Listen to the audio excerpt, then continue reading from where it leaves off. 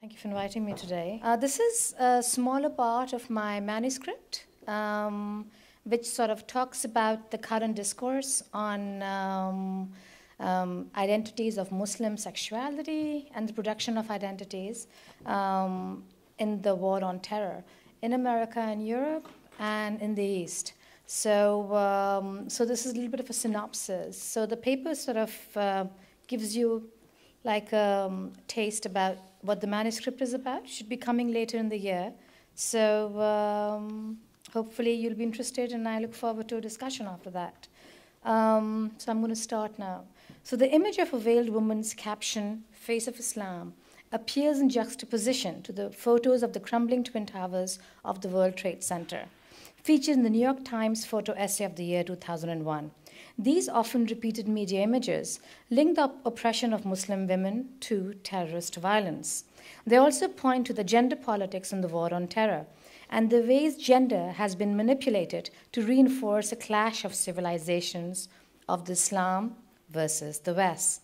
In his 9/11 anniversary speech in 2006, George Bush said that we are fighting a war, and to quote him, against a radical Islam empire where women are prisoners in their own homes, end of quote. Women's interests have become the civilizing mission in the war on terror, and the veil continues to take the center stage in this discourse. The US invasion of Afghanistan was termed Operation Enduring Freedom, as the fight was the liberation of Afghani women whose oppression was seen as epitomized by the veil and the burqa under the Taliban rule. A Times photo essay entitled Kabul Unveiled showed a Muslim woman in a traditional burqa walking through the urban streets of Kabul. In spite of criticism from the Revolutionary Association of Women in Afghanistan, who have argued that Afghan women's rights have brought with them different disciplinary restrictions under the new regime, discourses surrounding the oppression of Muslim women have become the yardstick to measure the West's secular stand on liberal rights, especially in the manifestation of rights pertaining to their sexuality. So my paper then today will examine the production of how Islam has been a monolithic concept of Islam. As when we talk about Islam, we never talk, at least in the media or in the news, we don't talk about the heterogeneous or the social or the anthropological concept. We talk about Islam as if it's in this monolithic category, which I do criticize in my book. So the paper is going to examine how Islam as a monolithic category has been created and produced in the discourses of sexuality in its portrayal as a homophobic and an anti-feminist religion in the war on terror. My aim is not to delve into the historical, anthropological examination of Islam and its treatment of sexualities. Instead, what I would like to elucidate is how the definition of liberalism within the Western framework acts as a perpetuation of a stereotype against Islam.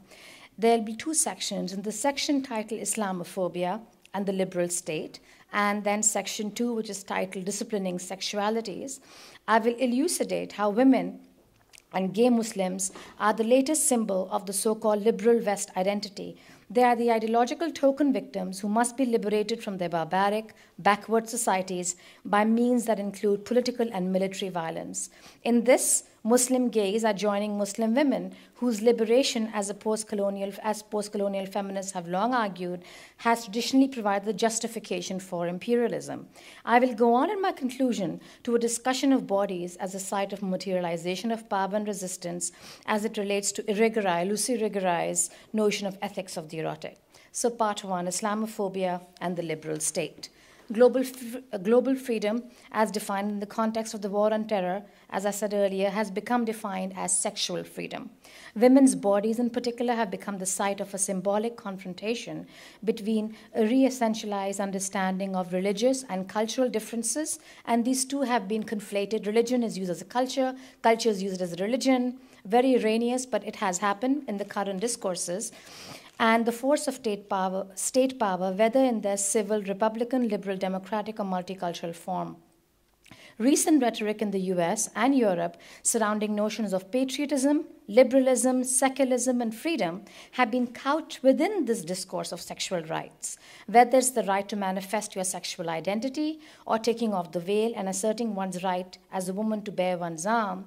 The role of Muslim agency in these discourses is circumscribed by social forces that discipline even as they liberate. A principal reason for the emergence of these public debates, with their constantly shifting terms and idioms, according to Sheila bin Habib, is a sociological one which she characterizes as reverse globalization. According to bin Habib, the distinction between the culture and the religious, as well as the identification of actions and customs as being one or the other, is occurring against a backdrop of the history of colonization and the West's encounter with the rest.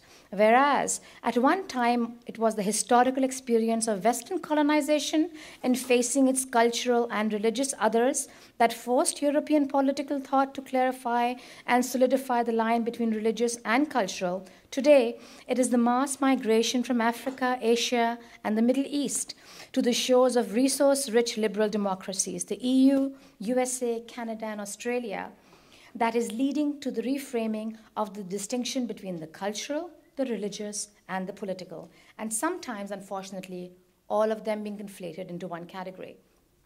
Under conditions of immigration, a destabilization of identities and traditions is taking place, and tradition, as we know it, is being reinvented. Reflecting a transformation of European identities, which, besides democracy, now claim women's equality and gay rights as symbol of their superior modernity and civilization, elevating gender and sexuality once again to mainstream politics. While we welcome this development, we find it vital, it is important to note that its main basis is not a progress in gender and sexual politics, as it's always said under the guise of equality.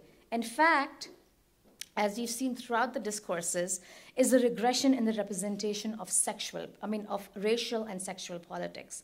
While the majority of Muslim women and queers are becoming more and more marginalized, a handful have been able to draw personal gain from the politics of misrepresentation.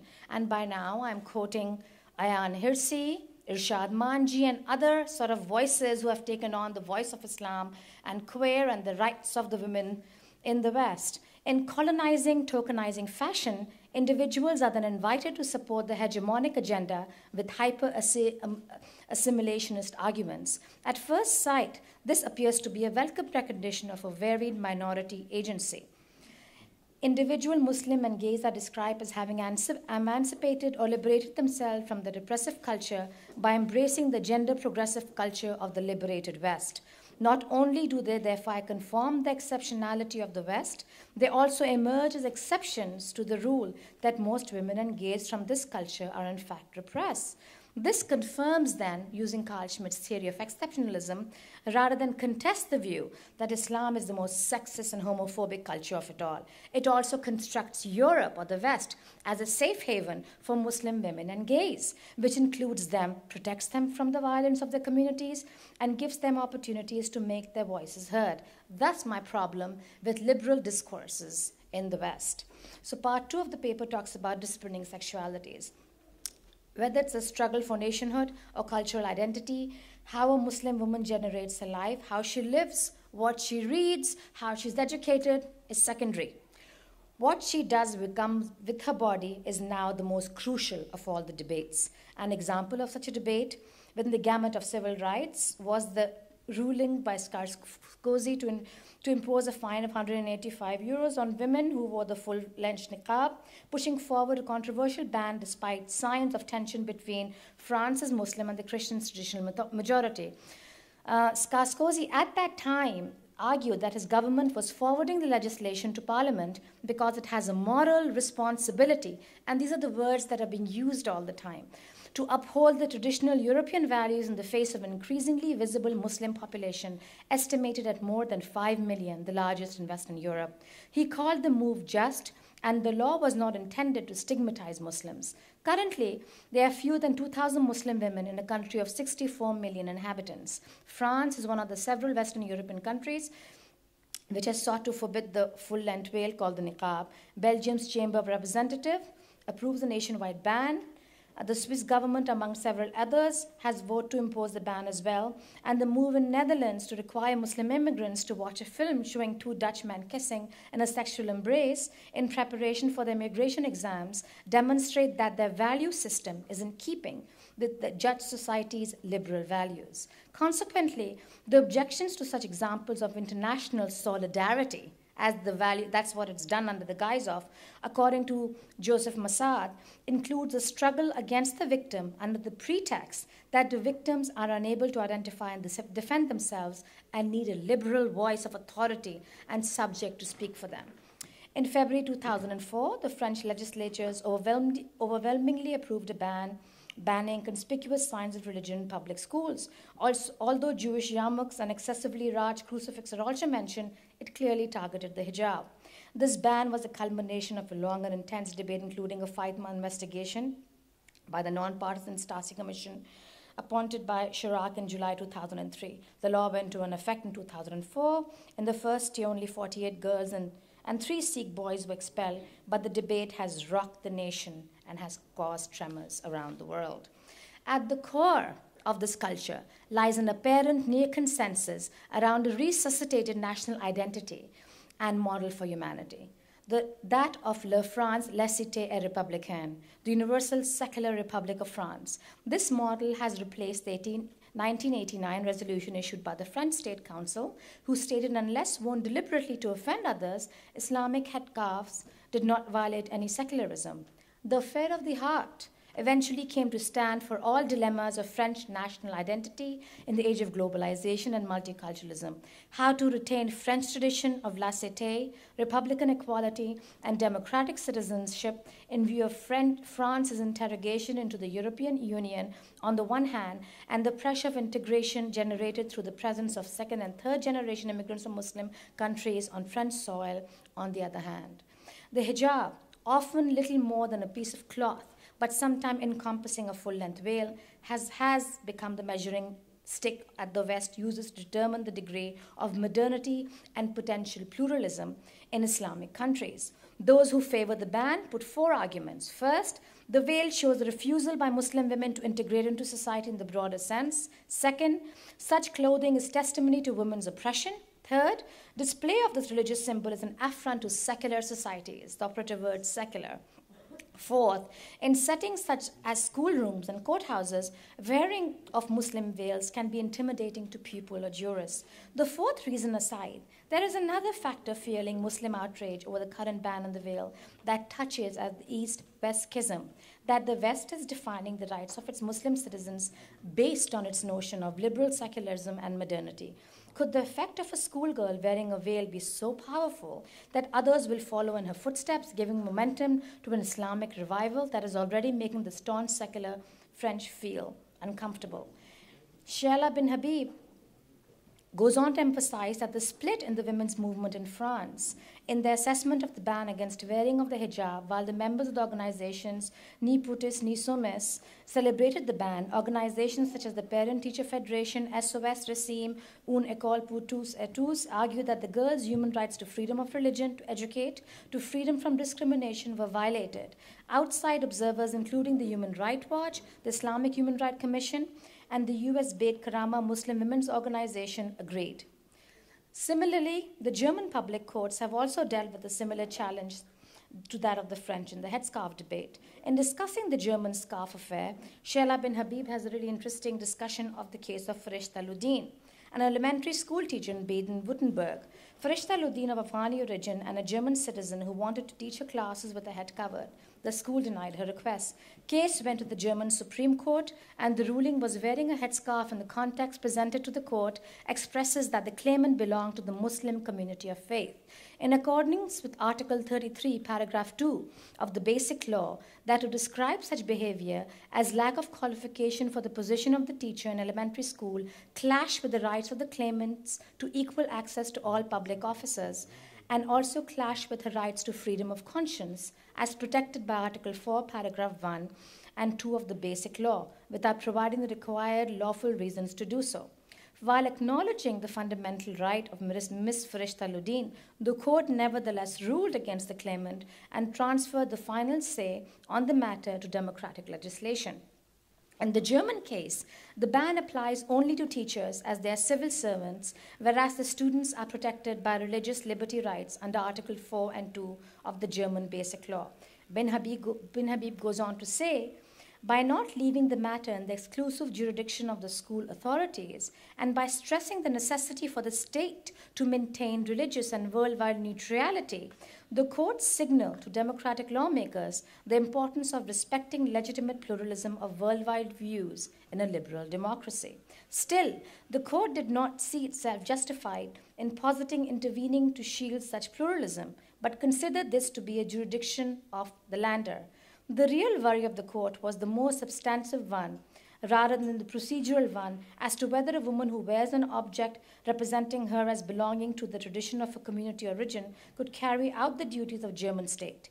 As Baden-Württemberg Minister of Education, Annette Schiavone argued in the opening salvo of the German headscarf controversy, the headscarf also stands for cultural segregation and social peace. That was what she said. Within the context of the hijab controversy, the court's decision, as Bin Habib articulates, has contradictory consequences. On the one hand, all existing regulations protecting or banning religious symbols in public schools were immediately nullified, and the state's government's intent on prohibiting the headscarf for teachers were required to pass legislation to that effect in that respect instantly. Petra Rostag and Sabine Bergam, in their article, The Ambivalent Role of Gender in Redefining the German Nation, draw notice to the fact that honor crimes and arranged marriages in Muslim communities have recently become an integral part of the focus on the German political agenda. This article then elucidates the importance of the sudden interest in the rights of migrant and Muslim women needs to be understood in the broader perspective. They go on to say that when the maxim of Germany as a non-immigration country was finally relinquished at the end of the 20th century, a new self-definition of the German nation had to be articulated. Gender and sexuality has come to play a very pivotal role in this process of redefining a German identity. A renewed debate on integration and the role of immigrants is taking place, while the social and economic problems of migrants are being ignored. The perceived victimization of Muslim women, as evidenced by so-called honor crimes, forced marriage, and the hijab, are further legitimizing the stereotype that Islam in general and Muslims in particular are yet to be part of German society. Gender and sexual equality serves as a marker of modern, liberal German society, even though it is far from being fully realized. The truth that the demand for Islamic religious education and the building of mosques have been a point of contention in the German public mainstream accentuates the fact that Germany is far from accepting Islam as part of its society. The changing migration policy and the recognition of immigrants as the political norm revealed a number of deficiencies concerning the integration of migrants. These, along with the assassination of Theo van Gogh in 2004, kindled a new debate on multiculturalism in Germany. Yes, as Urkel said, it has failed, even though it was never implemented as a policy. It was used as a failed concept on which to blame any malfunction in the cohabitation of minority and majority societies. The results of previous German policy on foreigners, a kind of benevolent, paternalistic, and egalitarian apartheid, quoting Bin Habib, and institutionalized separateness were blamed on the few multicultural ideas who advocated for the rights of immigrants. The official end of the no immigration maxim and the new obsolete definition of Germany as a delegitimized incomplete nation state necessitated a new definition of German identity. Arguments formally brought forward to establish that Germany was not a country of immigration are now employed in the process of forming this new identity.